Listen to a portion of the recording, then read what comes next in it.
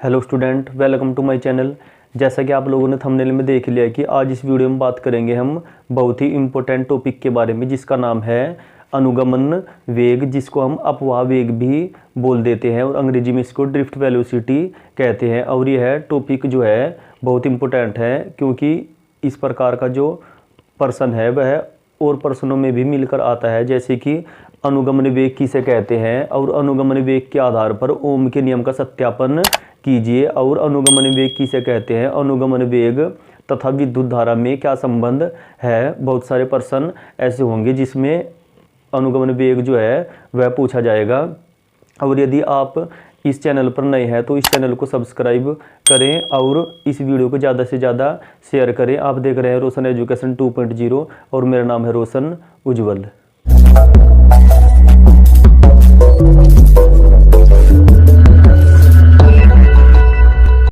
अनुगमन वेग अर्थात अपवाह वेग के साथ साथ हम दो टॉपिक के बारे में और डिस्कस करेंगे, जो कि है माध्य मुक्त पथ और श्रांति काल। लेकिन जो टॉपिक है अनुगमन वेग, इसको आपको बहुत अच्छी तरीके से लर्न करना है। सबसे पहले हम अपवाह वेग अर्थात अनुगमन वेग के बारे में ही डिस्कस करेंगे। इसको हम एक फिगर द्वारा समझ लेते हैं कि मान लीजिए यह कोई हमारे पास चालक तार है ये, और हम इसको ये कोई बैटरी है, इसके सिरों से जोड़ देते हैं।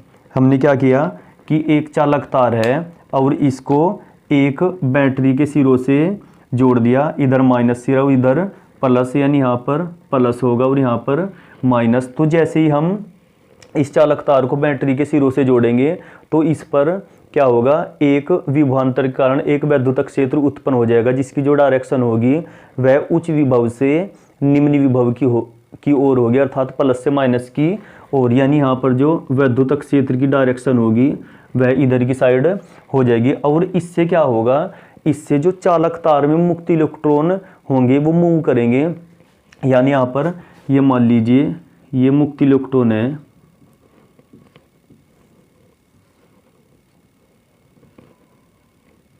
ये तो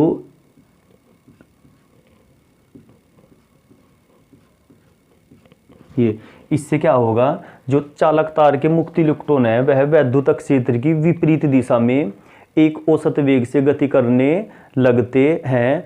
तो इस औसत वेग को ही, जिससे जो मुक्त इलेक्ट्रॉन है वह गति कर रहे हैं, उस औसत वेग को ही क्या बोलेंगे हम, उन मुक्त इलेक्ट्रॉनों का अनुगमन वेग, अपवाह वेग अर्थात ड्रिफ्ट वेलोसिटी कहते हैं। तो ये हो जाएगी, इसे हम वीडी से प्रदर्शित करते हैं। वीडी जो होगा वह इधर हो जाएगा। तो इसकी जो परिभाषा एक बार और समझ लीजिए। जब पहले हमने क्या किया, एक चालक तार लिया, फिर उसको एक बैटरी के सिरों से जोड़ दिया। इससे क्या हुआ कि यहाँ पर एक वैद्युत क्षेत्र उत्पन्न हो गया, जिसकी जो डायरेक्शन है प्लस से माइनस अर्थात उच्च विभव से निम्न विभव की ओर हो गई।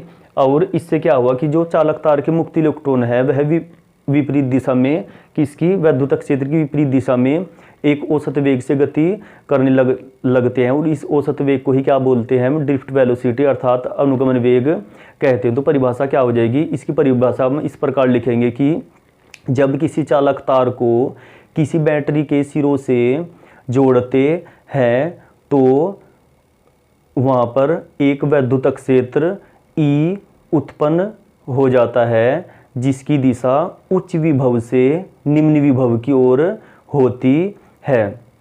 इससे चालक तार में उपस्थित मुक्त इलेक्ट्रॉन वैद्युत क्षेत्र की विपरीत दिशा में एक औसत वेग से गति करने लगते हैं। मुक्त इलेक्ट्रॉनों के इस औसत वेग को ही हम अनुगमन वेग अर्थात अपवाह वेग कहते हैं। तो परिभाषा क्या हो गई कि जब किसी चालक तार को किसी बैटरी के सिरों से जोड़ते हैं तो वहाँ पर एक वैद्युत क्षेत्र E उत्पन्न हो जाता है, जिसकी दिशा उच्च विभव से निम्न विभव की ओर अर्थात प्लस से माइनस की ओर हो जाती है, जिससे चालक तार के मुक्त इलेक्ट्रॉन वैद्युत क्षेत्र की विपरीत दिशा में एक औसत वेग से गति करने लगते हैं। इस औसत वेग को ही मुक्त इलेक्ट्रॉनों का अनुगमन वेग अथवा अपवाह वेग कहते हैं। इसे वीडी से प्रदर्शित करते हैं। इसको किससे प्रदर्शित करते हैं, अनुगमन वेग को हम VD से प्रदर्शित करते हैं। D का मतलब है यहाँ पर ड्रिफ्ट और V का मतलब है वेलोसिटी। तो आई होप आपको अनुगमन वेग अच्छी तरीके से समझ में आ गया होगा। और अब हम बात करेंगे माध्य मुक्त पथ के बारे में कि माध्य मुक्त पथ क्या होता है।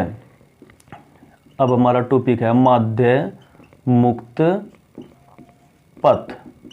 मुक्त इलेक्ट्रॉनों का जो औसत उसमें वेग होता है, औसत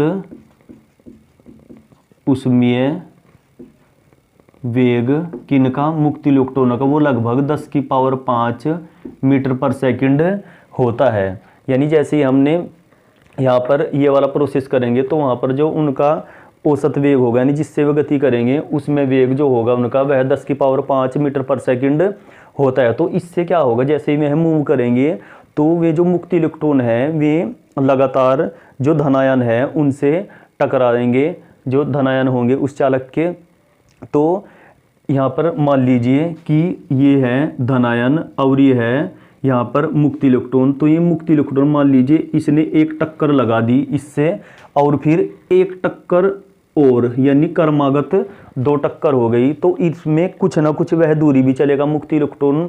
तो जितनी वह दूरी चलेगा उसको ही हम क्या बोलेंगे, उसको ही हम माध्य मुक्त पथ बोलेंगे कि 2 क्रमागत टक्करों के बीच वह मुक्त इलेक्ट्रॉन जितनी दूरी तय करेगा। तो परिभाषा क्या हो जाएगी कि मुक्त इलेक्ट्रॉन द्वारा 2 क्रमागत टक्करों के बीच चली गई दूरी को माध्य मुक्त पथ कहते हैं। परिभाषा क्या हो गई हुई इसकी कि मुक्त इलेक्ट्रॉन द्वारा 2 क्रमागत टक्करों के बीच चली गई दूरी को माध्य मुक्त पथ कहते हैं। तो माध्य मुक्त पथ भी आपको समझ में आ गया होगा। और अब हम बात करेंगे श्रांति काल की, कि श्रांति काल क्या होता है।